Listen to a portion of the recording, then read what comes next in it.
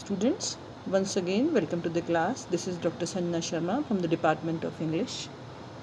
As you know, we are doing an essay by Robert Lind, and today we will try to conclude the textual analysis of this essay.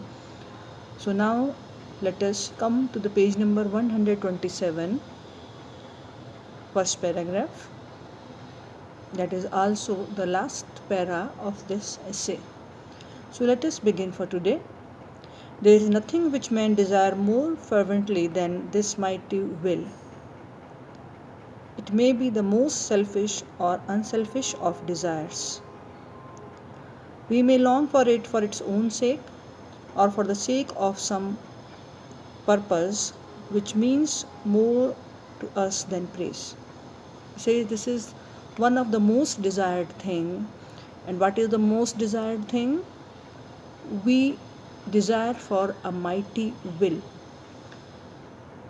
We want that God should give us a will that is very powerful. We want to live a life with strong willpower. And we want a strong willpower not for the sake of praise that is an outcome of those tasks that we perform out of that mighty will, but there are some other reasons as well. We are eager to escape from that continuous humiliation of the promises we have made to ourselves and broken it. It is all well to talk about being baffled to fight better, but that implies a will on a heroic scale. So we want it. We want a mighty, forceful will so that we can fulfill those promises that we have made to ourselves.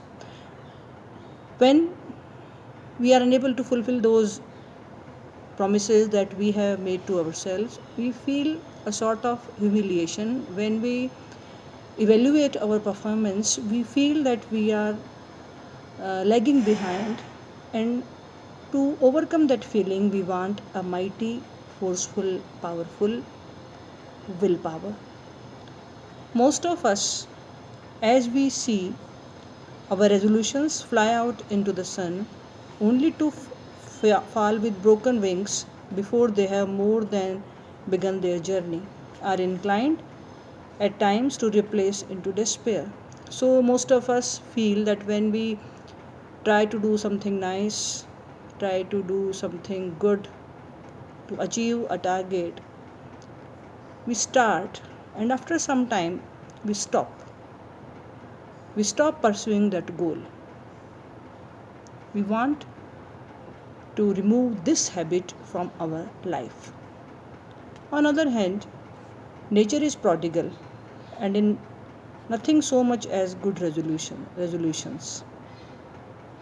So nature, it is exceptional in good qualities. We keep making promises to ourselves, and after some time we withdraw. In spite of the experience of half a lifetime of failure, we can still draw upon her for these with the excitement of faith in our heart. We keep making promises, we have a faith in ourselves, in nature, in God, and eventually we fail. So, this is a cyclic process, but we have a faith in ourselves. That is the reason that once again and again, we make promises and make resolutions in our life. Perhaps there is some instinct of perfection in us which thus makes us happy, which makes us deny our past and stride off into future forgetful of our chains.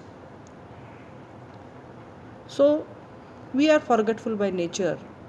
We forget what we didn't accomplish, and by forgetting that fact, we once again try to do something nice.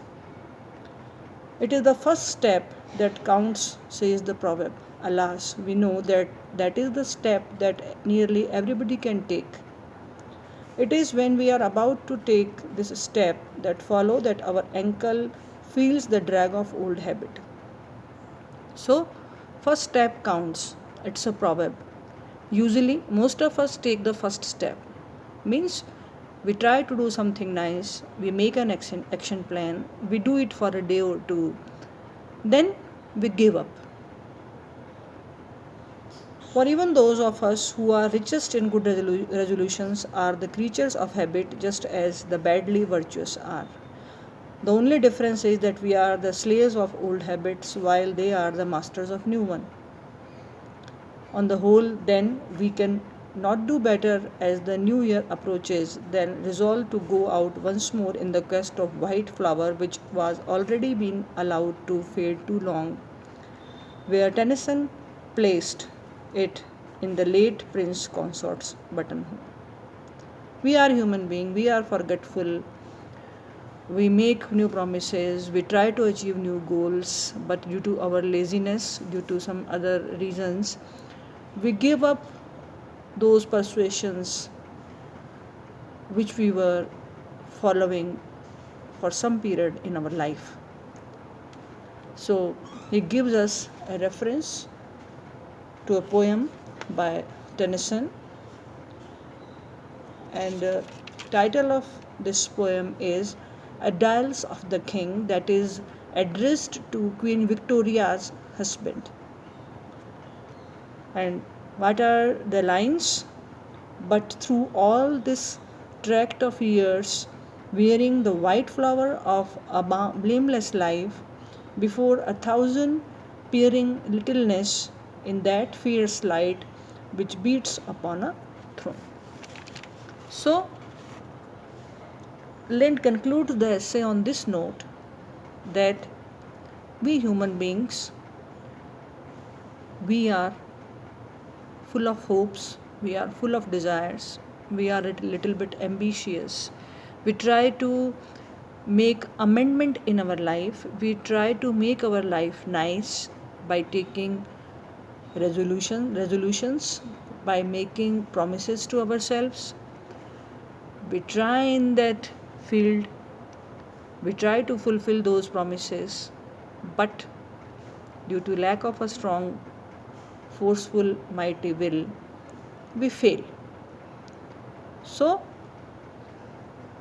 he says that we should keep making promises, we should try hard to achieve those goals.